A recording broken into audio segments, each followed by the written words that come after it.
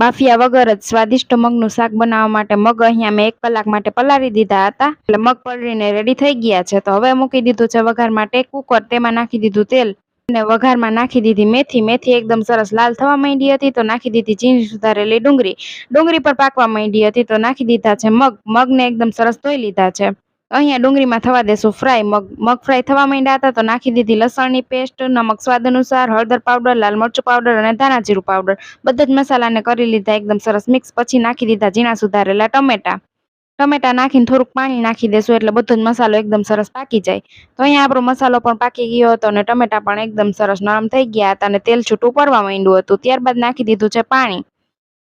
તો અહીંયા પાણી નાખ્યા બાદ પાણીને ઉકળવા દેશું અને કરી લેશું કુકરની સીટી. તો ફક્ત 2 થી 3 સીટીમાં તૈયાર છે આપણું એકદમ સ્વાદિષ્ટ મગનું શાક.